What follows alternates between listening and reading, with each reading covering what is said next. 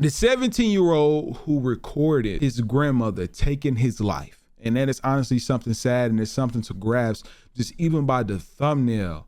And yes, it is true. But let's get into this reaction right now and see what really happened.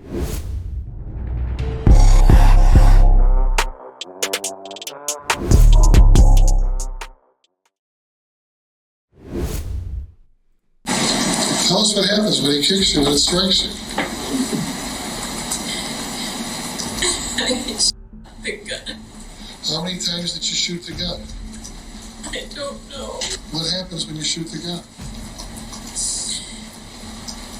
It was a struggle. What kind of struggle? He's running after me. And what are you doing? I'm running away. This 73-year-old grandma killed her own grandson in cold blood. The horrific murder was actually recorded in a harrowing 911 call where you can hear her repeatedly firing at her grandson as he pleaded with the 911 operator for help before finally dying. The grandma later claimed that she acted in self-defense, but was that really the truth? Let's look into the case of Jonathan Hoffman, the 17-year-old who audio recorded being murdered by grandma. At 17 years old, Jonathan Hoffman was living in the affluent suburb of West Bloomfield outside of Detroit, Michigan. He was finishing up his final year at Farmington Central High School and had plans to attend Eastern Michigan University. Jonathan's family and friends would describe him as funny and a kind boy who was always cracking jokes and helping others. He was extremely bright and super into technology and could build you a computer from scratch. Jonathan was also known for always wearing white t-shirts and gray sweatpants, saying that he wanted to be known for who he was and not what he wore. His future seemed bright and he had his whole life ahead of him, but then everything changed. The year 2011 was a tough one for the Hoffman family. Jonathan's parents, Michael and Jennifer Hoffman, were going through a divorce and had decided to move their family to Arizona. But while there, their younger daughter Jessie was diagnosed with non-malignant brain tumor, which required a month-long hospital stay, 3 surgeries, and many rehabilitation sessions. According to Jonathan's dad, Michael, Jessie's recovery was consuming most of their time, and Jonathan started feeling lonely and missing his friends back home. So, when his grandma, Sandra Lane, invited him to live with her until he completed his senior year, his parents agreed. Sandra was a former school teacher who lived in a condo in West Bloomfield with her husband, Fred Lane. Jennifer was one of her 5 children from her previous marriage, and she described her as a doting grandmother to her children. So when Jonathan went to live with her, Jennifer and her husband were not worried because they knew that he would be safe and taken care of. Sandra Lane was really trying to get me to send him back, and she said she would take good care of him, and she promised she would take good care of him and that he would be happy staying there with his friends and finishing out his last year of high school. But what happened next, no one could have seen coming. 911, what's your emergency? Where? Who? I've just been Where are you at? In what city? West Bloomfield. Okay, how did you get shot? My grandma shot me. Your grandma and grandpa shot you? My grandma. Wow. I'm gonna die. So. All right. Okay, we're gonna stay on the phone with me, okay, sir? I'm gonna get help on the way. I'm gonna get help on the way, okay?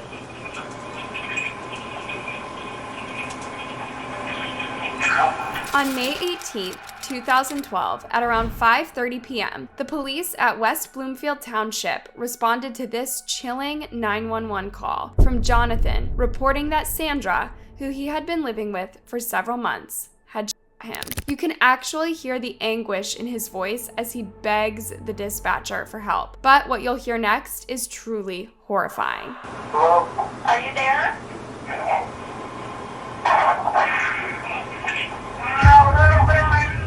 I got you again. Oh. You got it again? Are they still there?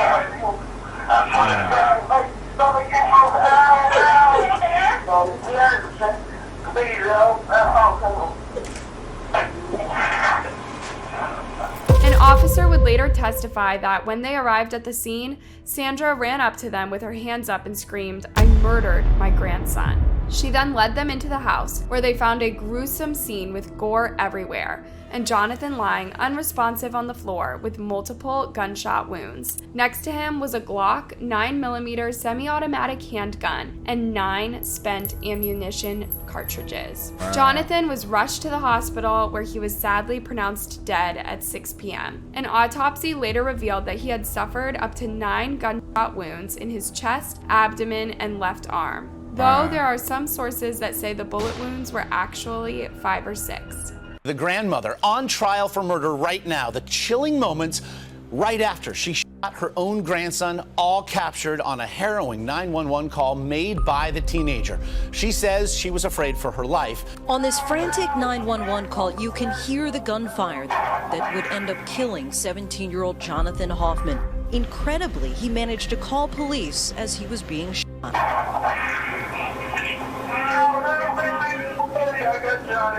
Even more shocking, the woman he identified as the shooter, his own grandmother. As the tapes played in court, 74-year-old Sandra Lane sobbed. Police say she shot her grandson 5 times, and when they arrived at the scene, Lane ran out of the front door with her hands up. The teen had been living with Lane and his grandfather for several months, attending an alternative school after previous brushes with the law. The news about Jonathan's violent and tragic death shook the entire community, most especially the family, who could not understand why she did it. What reason could she possibly have to murder her own grandson in cold blood?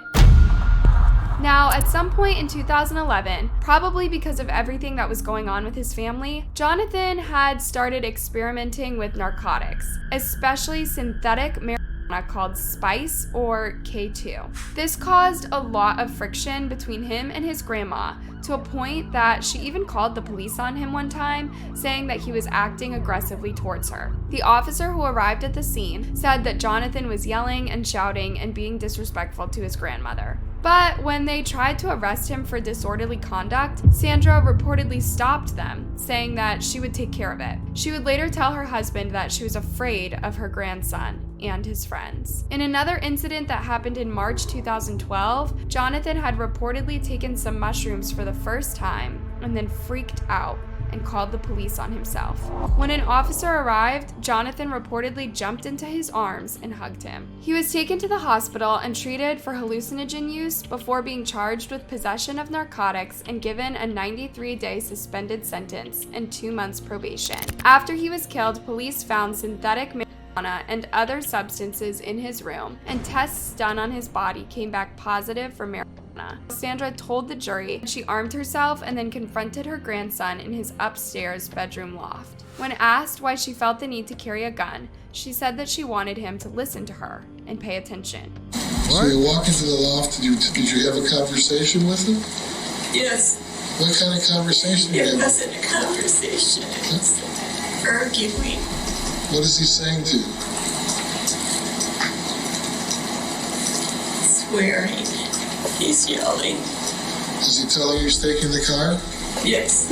However, things apparently did not go as planned, and the two started arguing. The argument got so heated to the point that Jonathan allegedly became violent and attacked Sandra. Tell us what happens when he kicks you, when it strikes you. I shot the gun. How many times did you shoot the gun? I don't know. What happens when you shoot the gun?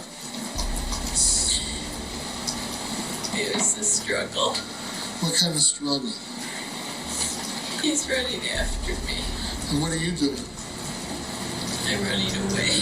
Now, according to Sandra, Jonathan, even after being shot multiple times, was able to chase her around the house before she finally hid in the basement. She was there for several minutes and then eventually went back to her grandson's room to check on him. She claimed that they struggled again, and then she pulled the trigger again. He's yelling. You remember yelling, let go, let go, let go? Yes. Do you if you remember? Why you I don't know. You just do. I don't know. Were you still afraid? Yes. In an interesting development, Sandra's husband, Fred Lane, who was brought in to testify for the prosecution, told the jury that he had no idea that his wife even had a gun. They said that Sandy had the gun. And what was your reaction to that, sir? I was flabbergasted. Flabbergasted meaning what? Thinking that Jonathan had the gun. So you were surprised that in fact it was your wife. Is that correct? Yes. He said that while Jonathan was troubled, his wife never wanted to send him back to his parents, even after he had asked her to do it. She didn't tell me all the problems that she was having with John. Because if she did, I'd say send him back to his parents. Fred went on to reveal something pretty interesting that happened about an hour before the tragic incident. Apparently, after coming home from Jonathan's narcotics test, Sandra told Fred to take the dog out for a walk and that she would tell him when to come home. I was getting tired and the dog was getting tired. Okay, all right. So we watched a basketball game sitting on the grass, and I heard the sirens, the fire department and the police, and I thought to myself, I hope it's not John. Had Sandra planned the murder all along? The trial went on for about 2 weeks, which, during the time, the jury heard the harrowing recording of Jonathan's desperate call to 911 as his grandmother mercilessly pumped bullets into him. The prosecution told jurors that Sandra never attempted to run out of the house, despite claiming that she was afraid of her grandson and never even called for an ambulance to help him. Sandra claimed that she pulled the trigger after he attacked her, but the nurse who examined her after her arrest said she had no injuries and that she spoke lovingly about Jonathan. Sandra's defense asked jurors to view the incident through the eyes of a 74-year-old woman who was taking care of a teen that was using narcotics and bringing strangers to her home. He argued that Sandra was afraid and felt she had no choice. However, the jury didn't buy this story of self-defense and found Sandra guilty of second-degree murder. Her husband broke down in tears when the verdict was read, but her daughter described her as a monster and asked the judge for the maximum sentence. I know what I've done. I can't take it back. Sandra Lane pleading to the judge, the 75-year-old West Bloomfield woman who claimed it was self-defense when she shot her teenage grandson 6 times, had hoped for a sentence of 3 years in prison for second-degree murder. But Jonathan's mother, Sandra Lane's own daughter, made it clear she wanted the judge to lock her up for the max. Sandra Lane is pure evil, and if given the opportunity, would surely kill again. She has no remorse or conscience. Her only concerns are for herself. I don't know what else to say. I just don't know. I didn't want to die in jail or prison. Please. I don't know what. Spend my life in prison. I'm so sorry. I apologize to everything. Oh, God. When it was time to hand down the sentence, Judge Denise Langford Morris stated what clearly troubled the jury. Why didn't Sandra Lane call police, and why did she shoot 17-year-old Jonathan so many times? I wonder if you really felt so violated and so afraid and a need to shoot. Why did you keep shooting? Sandra was sentenced to a minimum of 20 years in prison for killing her grandson, plus an additional 2 years for using a gun. As the judge was handing down the sentence, Jonathan's mother could be seen approving the decision and later told reporters that she was happy that her mother would spend the rest of her life in prison for killing her son. I'm just glad that she's put away and she can't do harm to anybody else. How would you have described Sandra Lane before all this? She was always a thorn in my side, to be very honest. She was very difficult, very meddlesome, very controlling, and I never liked her. Wow, that is something difficult to deal with, and I'm gonna say why. Like, that just seemed like a very big Family Feud situation. You know, I'm not gonna say that it's something that's easy to overcome or nothing like that, but just imagine the amount of arguing, the yelling, the going back and forth with family members about another family member killing another family member, because that's her mother. You know, and I'm positive that her aunties and her grandmother was like, well, that's still your mother. That's still, and she like, well, she killed my son. She took the life of my, like that.